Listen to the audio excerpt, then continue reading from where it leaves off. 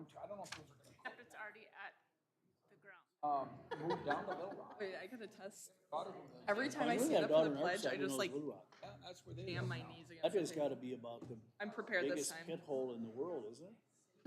I need I've to seen the back up, pictures of the 'cause house. It's otherwise, not yeah, bad. It things was just funny don't though. go. We went down there probably 8 years ago to take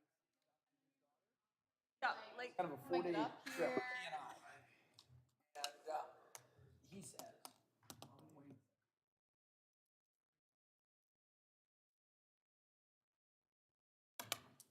So.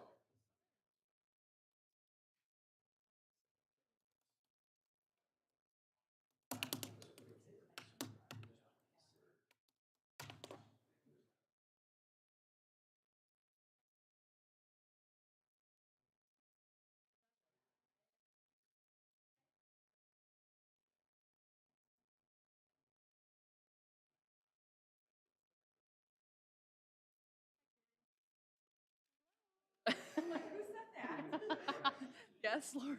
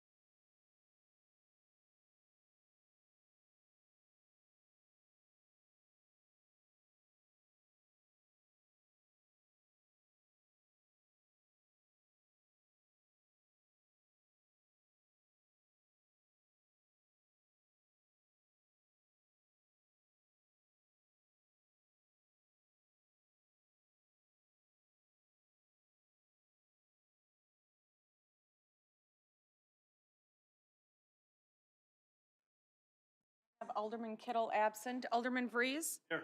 Alderman Weinmeier? Here. Alderman Montello? Here. Alderman Volkert? Here. Alderperson Kraft? Pledge of Allegiance.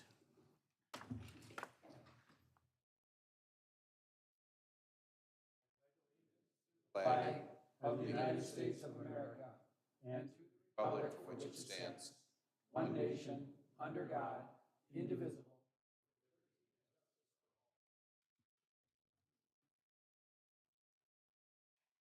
Your motion to adopt the agenda as proposed. I'll second it. All in favor, say aye. Aye. Opposed? So moved. Any public comments? Not, do I hear a motion to approve the consent agenda? I'll make a motion to approve the consent agenda. I'll second it. All in favor, say aye. Aye. Opposed? So moved. Continuing business, employee handbook updates. Sarah? Good evening, Mayor and Council. Included in the packet this evening are 2 draft employee handbooks. The first is the clean copy draft of the employee handbook that staff presented at the work session last month. That handbook does not have any new policies. It's updated formatting and previously approved addenda that are added and incorporated within the handbook. Staff is requesting approval of that version of the employee handbook this evening. Included as well in the packet is a second version of the handbook. As we discussed, we'll be bringing forward additional versions throughout the next couple months. This second version, we're just asking for council to review over the holidays and just take as a first reading for now. Bring any questions or comments that they might have to Noah or myself. Again, that second one, we're not looking for any approval. We're just taking as a first reading. The first handbook, we are looking for approval this evening. Questions? Updates? Like a lot of work. Thank you. Ron, did you have something? This, are we voting on this? As a first On the first one. reading? On the first handbook, yes, we are looking for approval. On the second one, it's just a first reading. Okay, do I hear a motion? I'll make a motion to approve the employee handbook with the formatting changes previously approved. I'll second that. Further discussion? You want to take the roll, please, Christie? Alderman Vries, Yes. Alderman Weinmeier, Yes. Alderman Montello, Yes. Alderman Volkert, Yes. Alderperson Kraft. Yes. Passes. New business, ordinance 589, Urban Reserve Area Attachment, PID 038-1105-10-300, Urban Reserve Area Attachment, Hafner property. Good evening, Mayor and Council. The next two items are being brought forward under the same guidelines. In 2012, the city adopted a boundary agreement with the town of Star Prairie. The purpose of the agreement was to establish an orderly process for land to be detached from the town and attached to the city as it's developed and sold outside of the family. The following two agenda items are related and should be attached to the city under the same provision. In 2018, the Francois family created lots 3 and 4 with the CSM. The Francois family then sold these 2 lots to the Hafners. The way the attachment process works is that we notify the property owners and the township of the automatic attachment 30+ days before the Plan Commission meeting. The DRC reviewed these attachments on November 22nd and find that they should be attached to the city and be zoned Z2 suburban district. We brought this forward to the Plan Commission and held a public hearing last week. Staff and legal counsel have reviewed and recommend approval of these 2 ordinances attaching the 2 lots to the city of New Richmond. We are looking for a motion to approve of ordinance 589 and 590. Mayor, I'm going to offer a motion that we approve ordinance 589. And the second one is 590. Correct. Suspend the rules. I'll second. Any further discussion? Not? Want to take the roll, please? Alderman Weinmeier, Yes. Alderman Montello, Yes. Alderman Volkert, Yes. Alderperson Kraft. Yes. Alderman Vries. Yes. Passes.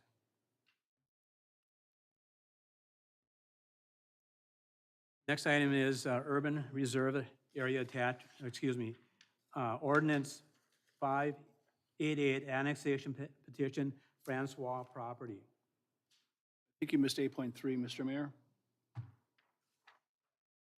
Oh, okay, yeah, excuse me.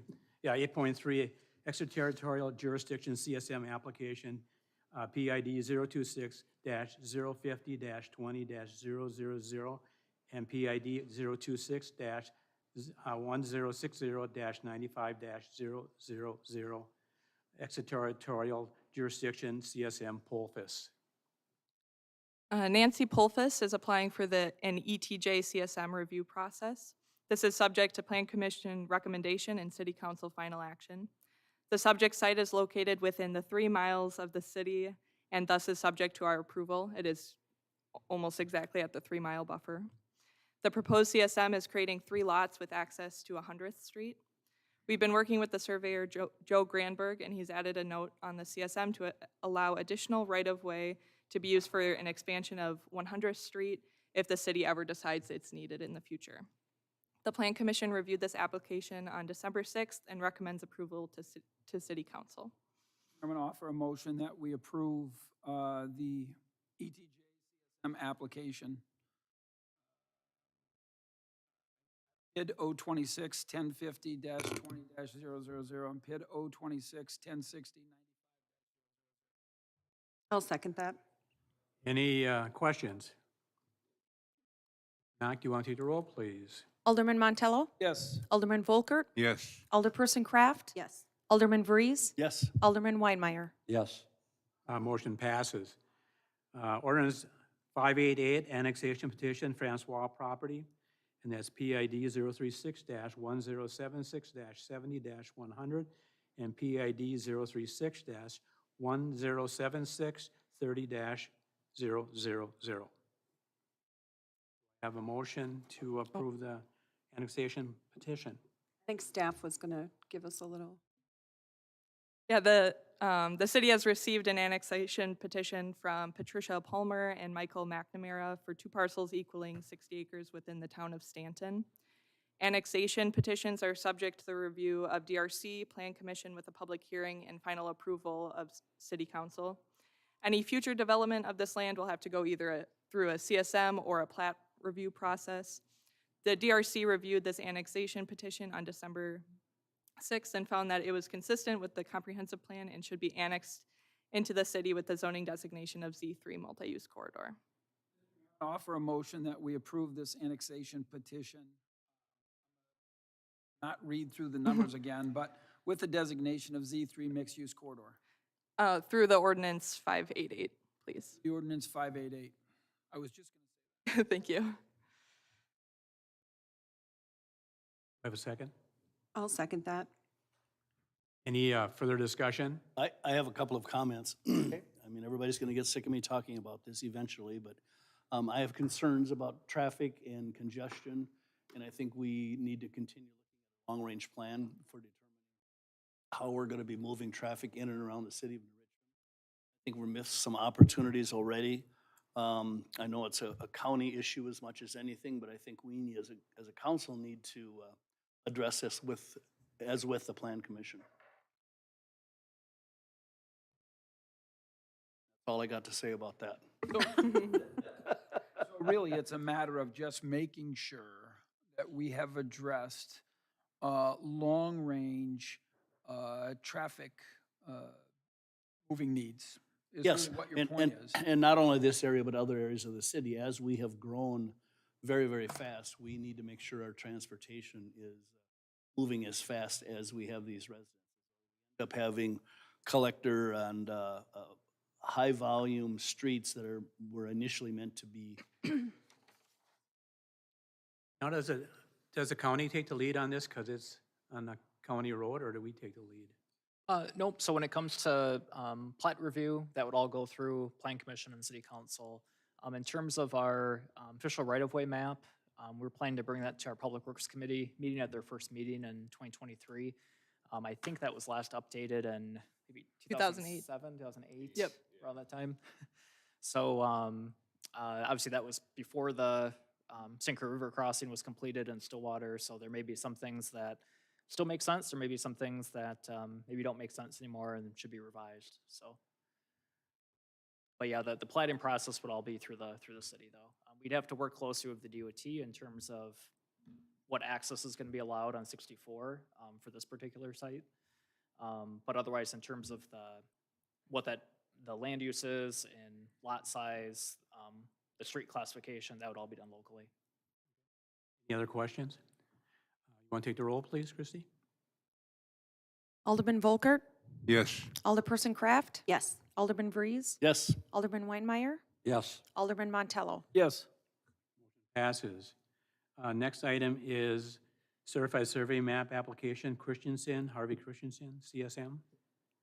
Harvey Christensen Sr. has applied for a CSM application. These applications are subject to the review and recommendation of DRC, Plan Commission with a public hearing, and then final action takes place at City Council. The proposal is to divide Christensen's 21-acre parcel into a 5.3-acre parcel and a 16-acre parcel. The subject site is Zone Z2, which allows for low-density residential development. The division of land grants the opportunity for the 16-acre lot to be further divided. The lots are consistent with the surrounding properties and consistent with the zoning ordinance. Conditions of the memo include adding an additional easement verifying an access easement is recorded against the neighboring property, and a revision in the text of the signature line is made. The Plan Commission reviewed this application on December 6th and recommends approval pending resolution of the 3 changes. But I think it's interesting, this maybe even is a stronger case where you start talking. I said you're gonna get sick of me, Mike. I No, absolutely that's why I agree. was trying to beat you to it. But having a connector street, so you don't have to go out to 170th, and this is just really kind of thinking if there was another way to get to Highway 64, and that kind of gets to your comment about whether the state would even allow it. But really, with this property, and then you've got Fox Run, I think the way it goes, this butts up against Oak Ridge. You've got this property, then you got Fox Run, then you've got farmland, I think, basically. There's some homes there. Get all the way out to, Whispering Prairie. So again, kind of with the idea that there be some future planning to create another connector street, connecting K and 64, I think would really be good. This is probably 15 years ago. We had plans to run something all the way across and where it's going to be located, but we always had that plan. And I guess that's for further discussion, but probably the sooner the better. I think we maybe locate something like this and see if it works out with the DOT and the county, because I think that's going to be critical. People coming all the way through the downtown area, sometimes when it's not necessary. So I think that planning, maybe the conversation with the DOT and the county maybe starts sooner than later, I hope. Noah brought up the official map earlier, but some of those roads are already identified in the official map. So I think updating that is like the timing is pretty good right now. So yeah, I'd like to in the next couple months look at updating that map. But I think you'll be surprised that some of these roads and intersections we're talking about are already identified on that map. But isn't it fair to say, Eric, somebody's drawn up a map and said, hey, this would be a great idea, but you have to get a property owner's acquiescence to make that happen? Right, yep, yeah, and that, when those right-of-ways are identified in the official map, that helps us when an area develops to be able to tell that developer, no, we need that right-of-way through there to plan for a future road. But just for the sake of asking you the question, the maps that you have, the drawings you've looked at, whatever, is there a road that goes all the way from K to 64, a new road? Yeah, there's a couple of them. Okay. Yep. All right. You'll see the summer with the bridge being redone by the county. Fortunately, those residents don't have that direct access to 64, so it's gonna be a long summer, but then obviously that has an impact on service delivery as well when it comes to emergency services, bus pickup, to have to go all the way around. Mr. Mayor, I'm going to offer a motion that we approve the CSM application from Harvey Christensen, and there are a number of conditions, 3 of them to be exact, that are a part of the Plan Commission's recommendation, and I would attach those to the approval. I'll second. Any further discussion? If not, Christie, take the roll, please. Alderperson Kraft? Yes. Alderman Vries? Yes. Alderman Weinmeier? Yes. Alderman Montello? Yes. Alderman Volkert? Yes. Motion passes. Resolution 22206, Future Land Use Planning, Southwest Quadrant. So over the last couple of months, Beth and I have been working with Plan Commission, Ford New Richmond, and city staff to make changes to the future land use map. The future land use map acts as a guiding document when it comes to future development and zoning. We went through exercises and discussions with the different groups, and from that have been able to generate the map you see today in the packet. On November 10th, the Plan Commission reviewed this map during a public hearing and have recommended to council for approval.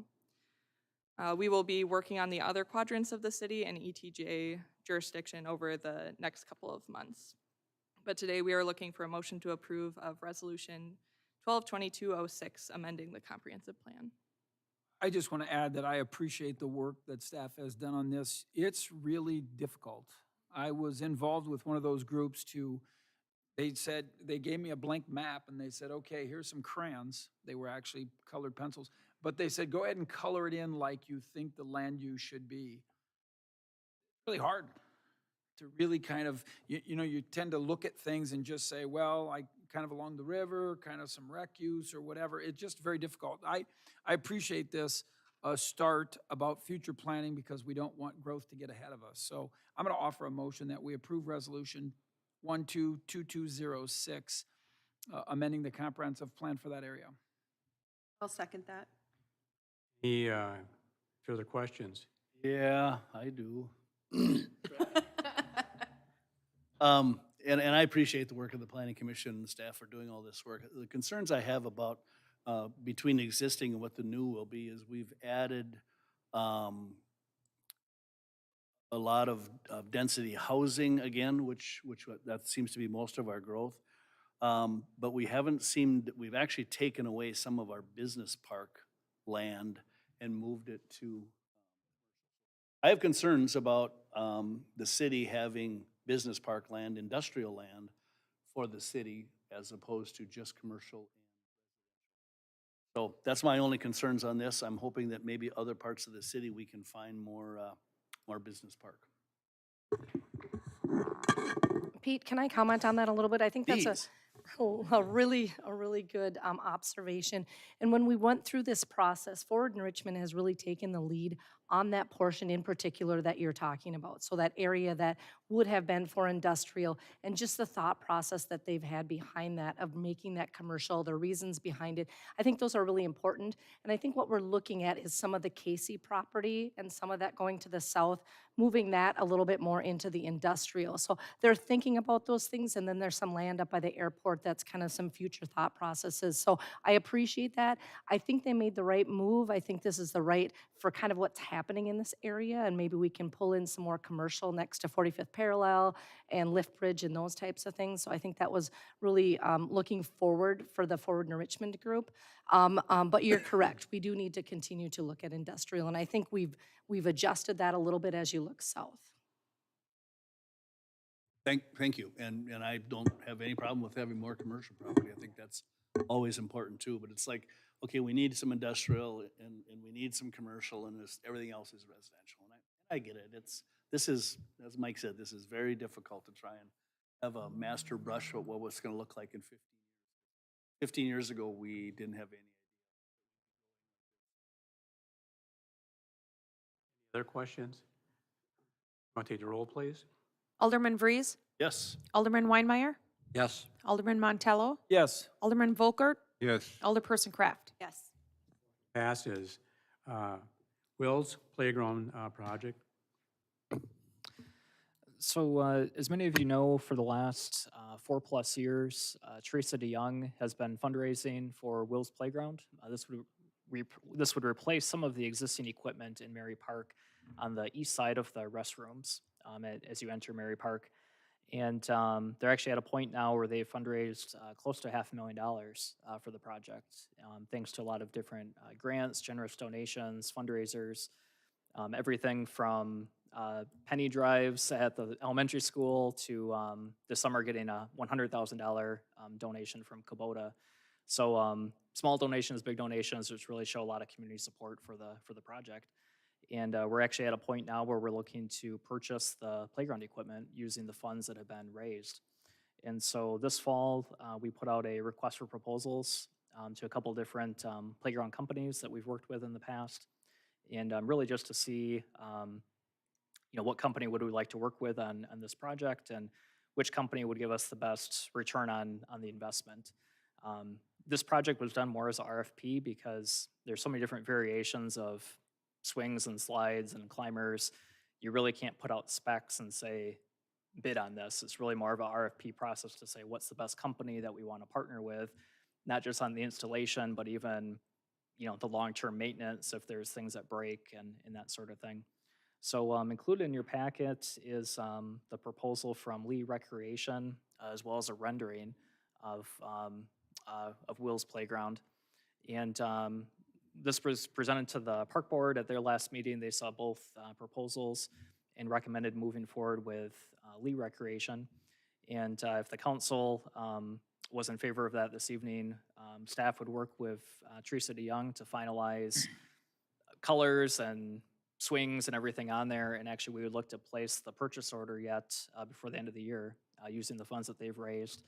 We would still bring back additional quotes to Park Board for fencing and some of the other amenities for the site.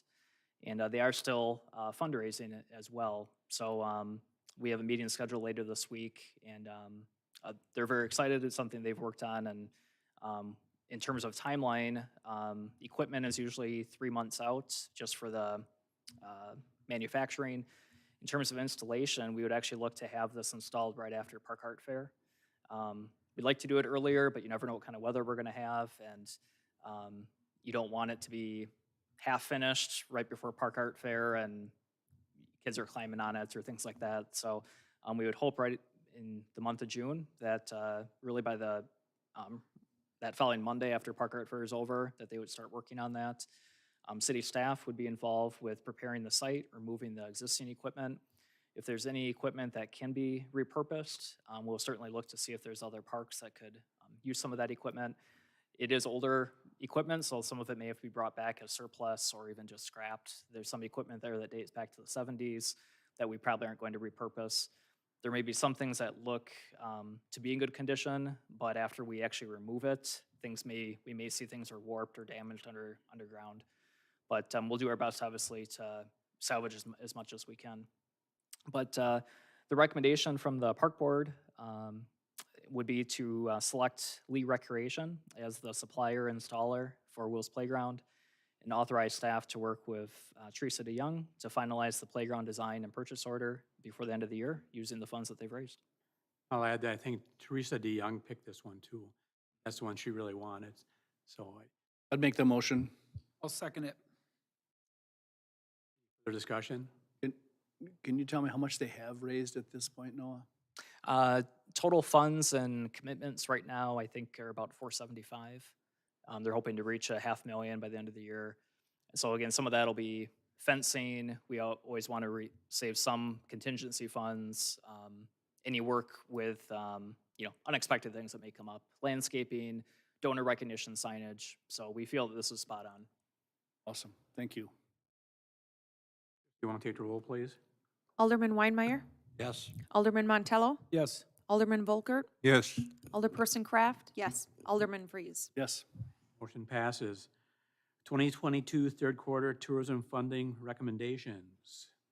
Good evening, Mayor and Council. On November 17th, the Tourism Committee met to go over funding requests that were received for third quarter. Included in your packet are 5 different applications that we did receive. They're all outlined there along with the reimbursement recommendations. Both Pete Vreese and I were there, so if there's any questions, we would be more than willing to answer them. Based on the work that the Tourism Committee did, I'm going to offer a motion that we approve their recommendation for the 2022. I'll second it. Any further discussion? Not, take the roll, please. Alderman Montello, Yes. Alderman Volkert, Yes. Alderperson Kraft, Yes. Alderman Freeze, Yes. Alderman Weinmeier. Yes. Motion passes. Compost site grinding services, we received 3 bids, I believe. Yeah, so Eric and I can kind of tag team this one.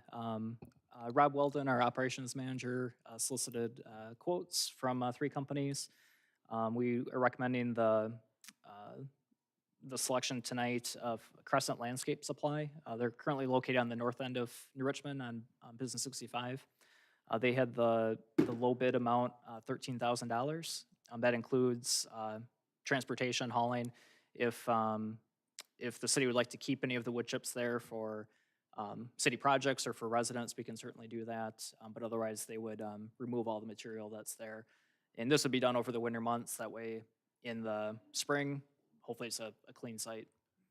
Where's Crescent out of? So they opened a New Richmond location maybe 3 years ago. And They're north of town on 65. Yep, north. And then they've got it's maybe towards Wausau, Cadott, I think. So this was kind of geographically for them made sense to have a site here. They do a lot of work in the Twin Cities and then heading east. So Mayor, I'm going to offer a motion that we approve contracting with Crescent Landscape Supply to grind and transport the yard waste from the compost site in the amount of $13,000. Second. Further discussion? Not, take the roll, please. Alderman Volkert, Yes. Alderperson Kraft, Yes. Alderman Vries, Yes. Alderman Weinmeier, Yes. Alderman Montello. Yes. Passes. 2023 compost yard waste fee. So this is obviously related to the last item. As we look at costs for both the grinding services as well as for staffing the site, and we believe it's appropriate to increase the current monthly charge. Currently, it's 50 cents a month, and we'd be seeking effective January 1st that it be $1 per month. Again, these costs cover our curbside pickup for spring and fall cleanup, for Christmas tree pickup, as well as the use of the compost site. So we still feel it's very valuable service to the community. The compost site got a lot of use this fall, and we tracked those numbers of how many people came each day that we were open. And we want to make sure, though, that we're covering the costs of offering that service. So the finance department did a review. They feel that $1 a month would be appropriate. I'm curious, when I looked at this, we're not talking about a lot of money per person. And is it possible within 2 years' time, the city's going to be back saying, you know what, with the way costs have gone, we're going to need more money? Does it make more sense to go to $1.50? And I'm not just throwing that out there to collect the revenue, but if there's other things we're going to do, we had a conversation.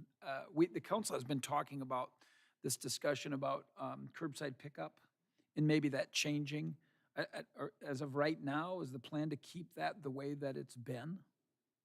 So unless the council takes other action at this time, we would continue to offer curbside pickup. Now, we've talked about different equipment or maybe different ways of doing that to try to make it more efficient.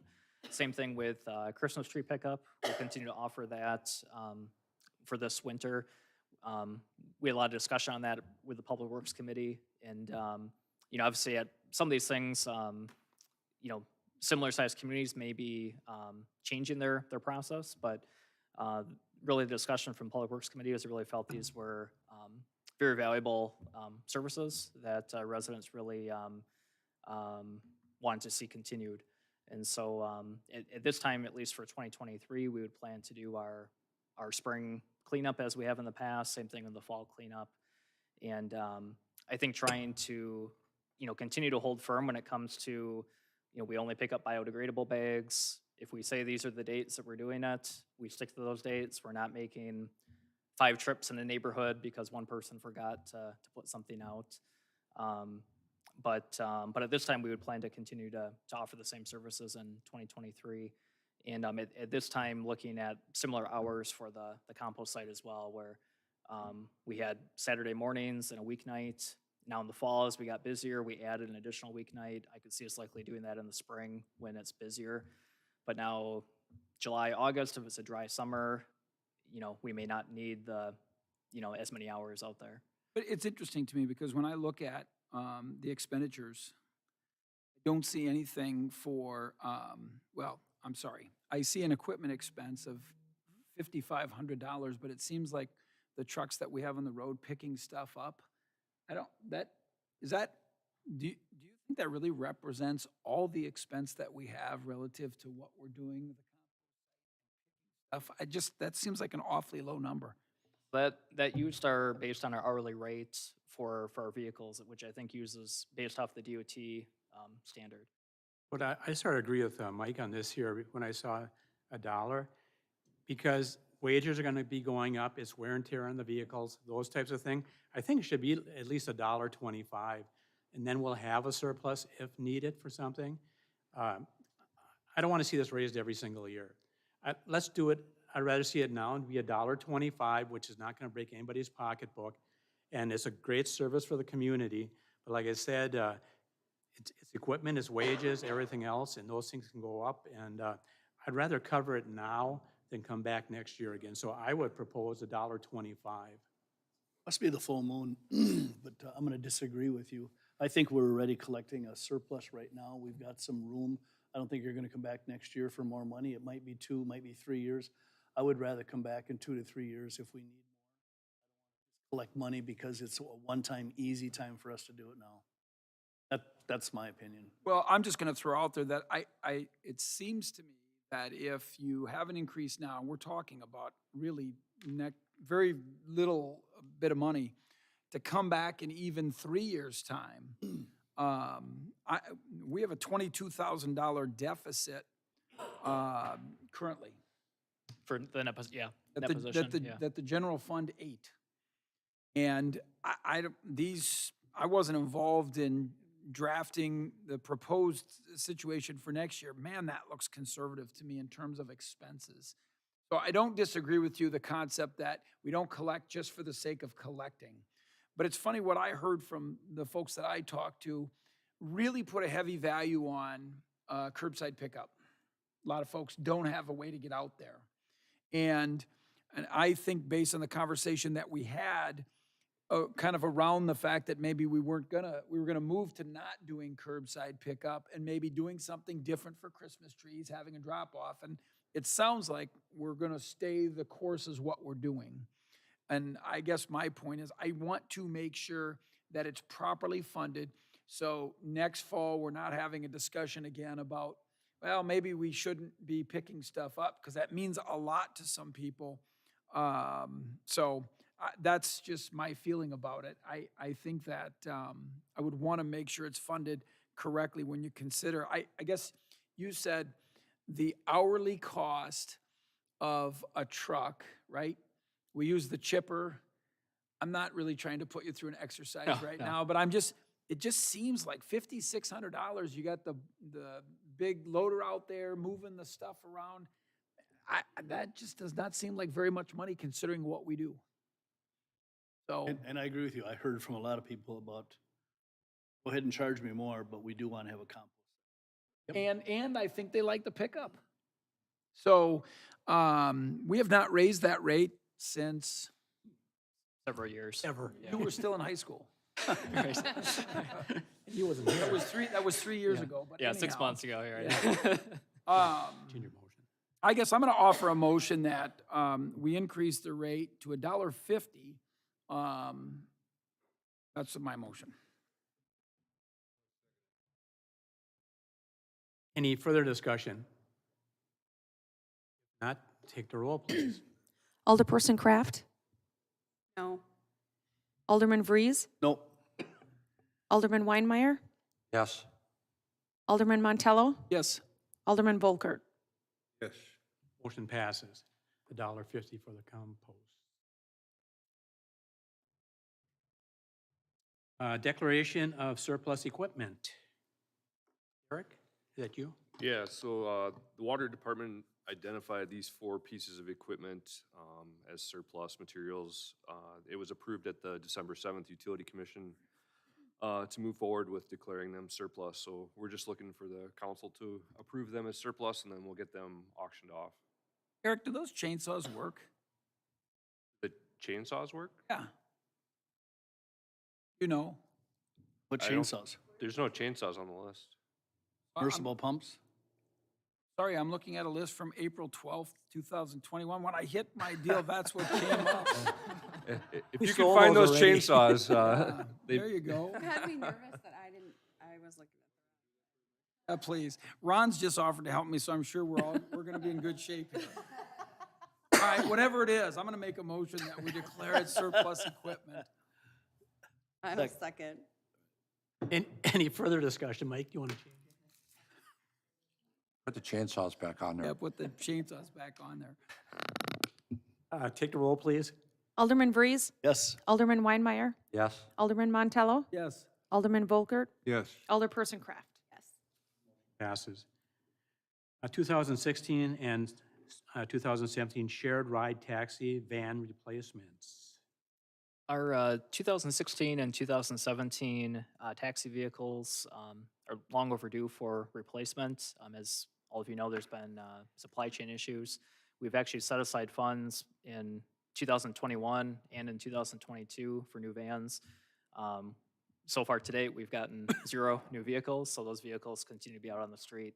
We've since been notified that we expect to get 2 new vans in the first quarter of 2023, which we're excited about, as are the taxi drivers, based on the mileage and some of the mechanical issues they've had with those vehicles. Again, the procurement process is different with this because there's state funding involved. So we don't just solicit bids from our local dealerships as we do with other vehicles. However, as we look at the funds we've set aside in 2021 and in 2022 versus what we're likely to pay for those vans in 2023, we see that there would be a shortfall of just over $5,000. What we're proposing to do is basically shift money from our computer replacement budget to the shared ride taxi to offset that difference, and then to use the funds that we've set aside and earmarked the last 2 years for these vehicles. So our recommendation tonight would be to approve the replacement of the 2 vehicles and committing our portion of the 20% cost towards the purchase of the vehicles. And with that additional $5,100 coming from our computer replacement budget. Again, that way we're not looking to add to capital replacement levy or having to borrow money for these, but just kind of shift dollars from another area. Is there a timeline when we're going to receive these vehicles? Yeah, I mean, first they say quarter. that, but, So we'd have to bring the bidding back to the council for the authorization yet. Oh, okay. Little different process in terms of timeline, just because it's done more through the state, because they're they're going to be soliciting bids for these taxi vehicles for municipalities all across the state. So a little different process, but that would all have to come back to the council. I think it's important to understand, just based on what I know about the automobile business manufacturing, that anticipation is a really big word. Yes. Vehicles will be available to order in the first quarter of 2023. Months after that before you're able to something we consistently. What they say and what they do are 2 different things. So I'm going to offer a motion that we recommend, we do approve replacement of the 16 and 17 share ride taxi vans with the commitment to fund the availability to cover 20%, and then recommending appropriating $5,100 from the computer replacement budget to the share ride tax replacement budget fund 401 for 2023.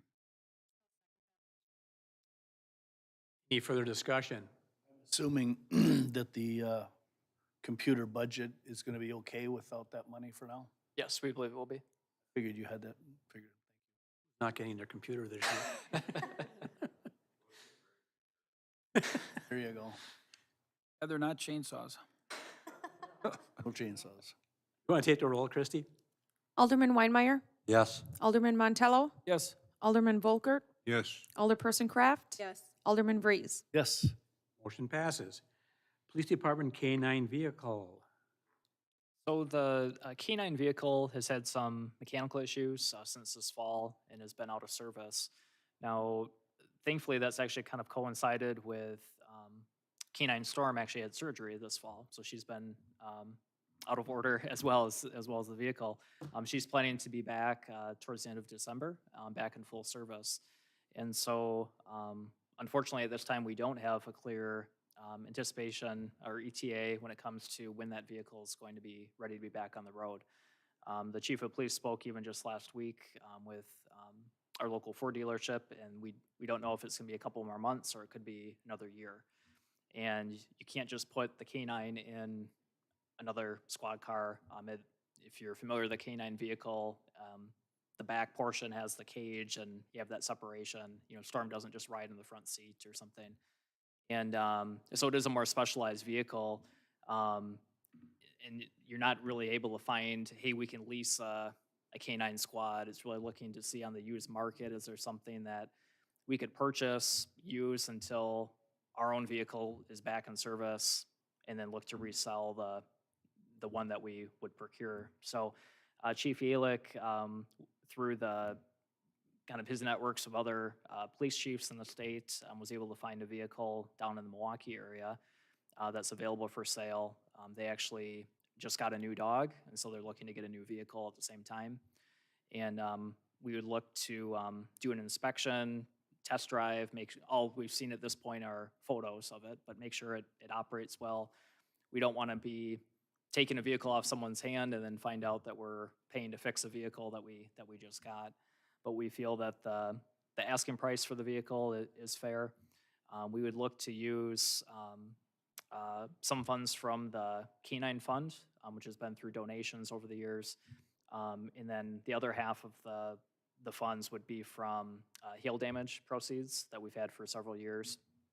And then when our vehicle, our current vehicle is back on the street, we would look to sell this. And we feel it's a viable solution. They've got a lot of interest in the vehicle. And so we would want to make a decision this week if we're going to proceed with it. And we would already look to send a couple of officers down this week to test drive it, make sure it, we don't want to see it looks good on pictures and we test drive it and it's making noises as we drive down the street and we'll say we pass on it.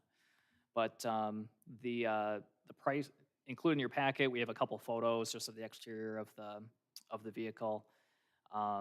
The asking price for the vehicle is $14,200, which we feel given it's a 2013, it has 94,000 miles on it. But as we look at the used car market for that vehicle, plus the value of the equipment that's in it, we feel that's a good solution here to help us out during this short time period. So does the light bar and the cage and all the police equipment stay with it? Comes with it, yeah. Oh, good, okay. So, and currently if you see in the photos, the decals are all off the vehicle. We may even just leave it like that rather than spending $500 to put the Richmond logo on just to have it on for 3 months or 6 months or something like that. But so the chief of police was excited when he came across it, and of course they've had a lot of other departments. So right now they're just kind of holding it to see if the council wants to proceed with it.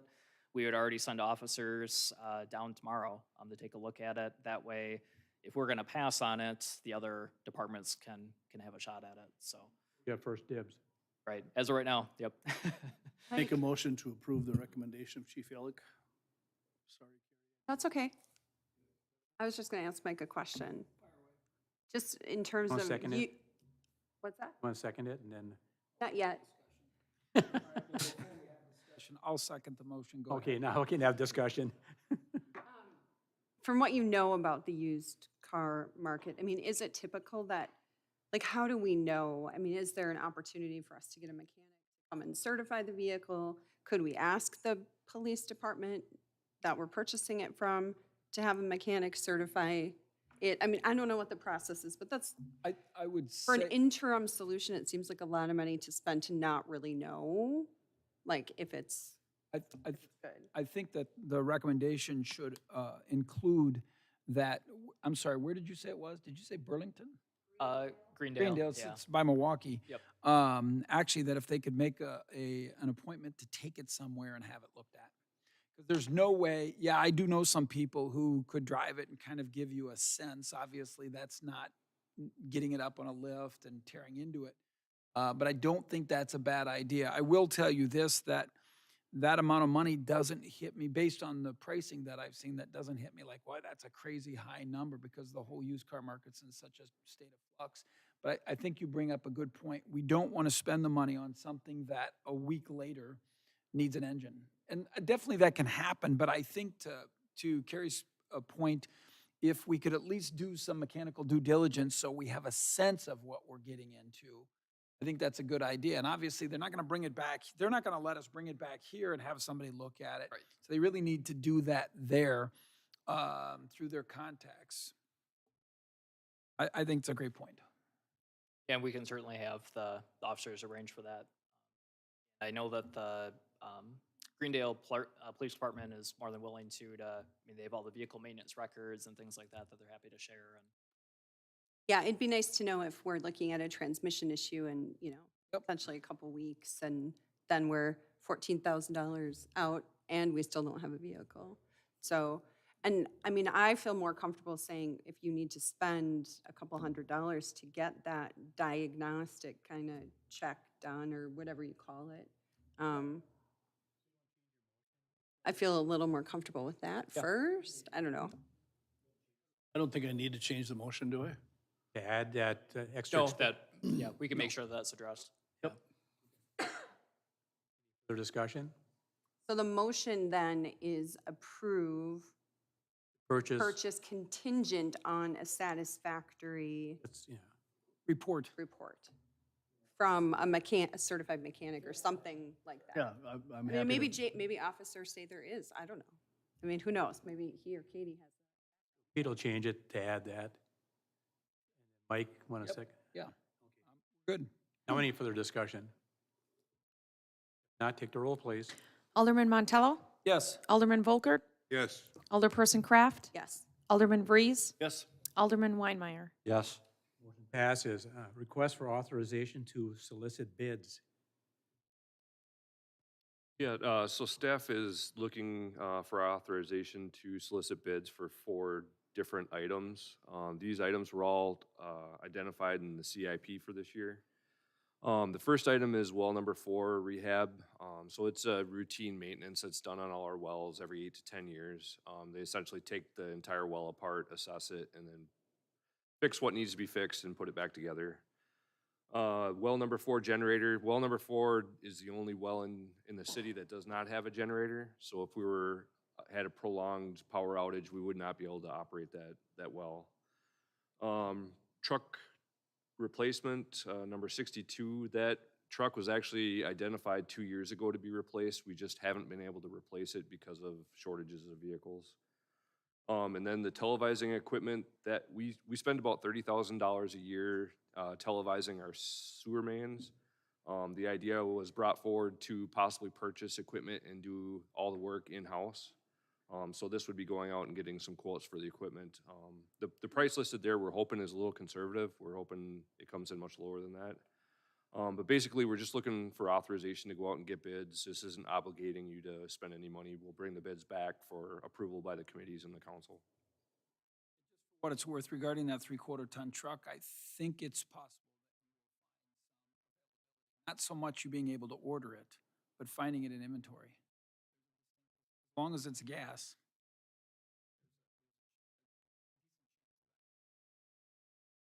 Any idea how long that televising equipment lasts at all? Boy, I would think at least 20 years. It'll last quite a while. Mr. Mayor, I'm going to offer a motion that we approve authorization to solicit bids for those following 4 items for 2023. I'll second that. Further discussion? Not, Chrissy, take the roll, please. Alderman Volkert? Yes. Alderperson Kraft? Yes. Alderman Vries? Yes. Alderman Weinmeier? Yes. Alderman Montello? Yes. Passes. Resolution 122201, schedule of fees for 2023. So included in your packet is the annual fee schedule. There's only 2 changes from our 2022 fee schedule, and it's actually 2 fees that we'd be eliminating altogether. So otherwise, we're not seeking increased fees or change anything else. So we would be doing away with the engineering deposits, which we felt are a little repetitive because we already collect an escrow and an application fee, as well as our site stabilization deposits, which most communities do not require. And so we feel both would be well received by developers here in the community. And otherwise, we'd be looking to keep all the same fees that we had this year and roll them forward to next year. Impact fees would be brought forward to the council at a future meeting once our impact fee study is done. So for the time being, those would also remain in effect. But otherwise, no other changes. Those fees, do we look at other communities to see if we're in line with everybody? Is that what we do? We do, yeah, and you know, for everything from, you know, liquor licenses, cigarette licenses, all the way down, and we feel that these are all in line. There's always some communities are gonna be a little higher, a little lower, or they might be higher in one area, but we're higher in another area, but we feel these are all right in the right ballpark. I would offer a motion that we approve the schedule of fees as outlined. I'll second that. Any further discussion? Not Christie, take the roll. Alderperson Kraft, Yes. Alderman Vries, Yes. Alderman Weinmeier, Yes. Alderman Montello, Yes. Alderman Volkert. Yes. Passes. Resolution 12202, city calendar for 2023. So every year, the council adopts the meeting calendar for the following year for all of our board and commission meetings. This doesn't set all these dates in stone. Board and commission members can always choose to have additional meetings or choose to reschedule a meeting as needed. This just allows for planning purposes for staff. We can start putting some of these on the calendar, but obviously we'll continue to work with the chairperson of each committee if there's changes. So obviously some of our board and committees have standing times. You know, plan commission always meets on the first Tuesday of the month and that sort of thing. There's some committees that they may skip January or December, or they might skip July if there's a holiday.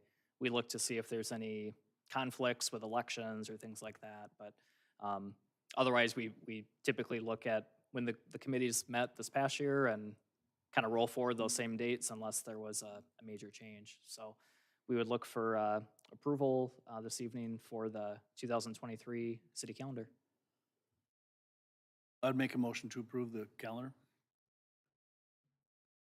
I'll second that. Discussion. Not, Christie, take the roll, please. Alderman Vries, Yes. Alderman Weinmeier, Yes. Alderman Montello, Yes. Alderman Volkert, Yes. Alderperson Kraft. Yes. Motion passes. Resolution 122203, establishing an official newspaper.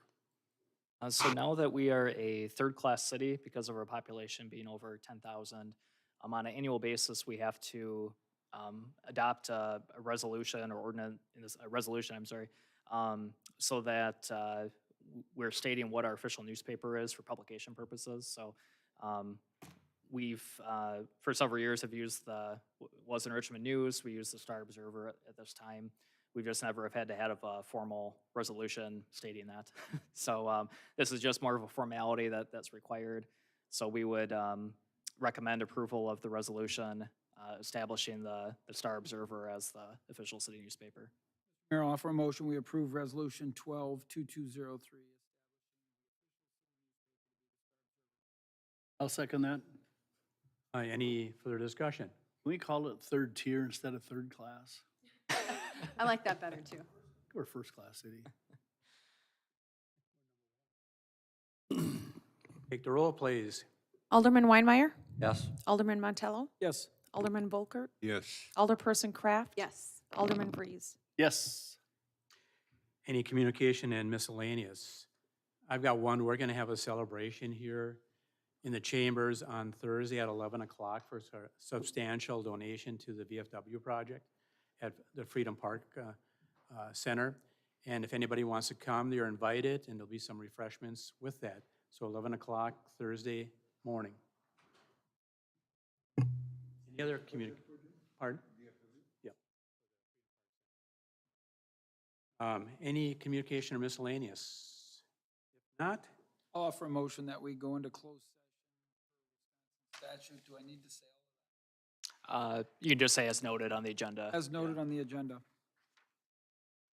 I'll second it. want to take the roll, please? Alderman Montello, Yes. Alderman Volkert, Yes. Alderperson Kraft, Yes. Alderman Vries, Yes. Alderman Weinmeier. Yes. Motion passes. We're in closed session.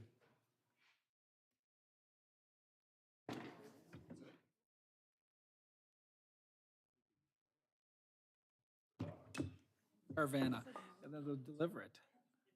Carfax, isn't it? No, Carfax for that warranty? Does anybody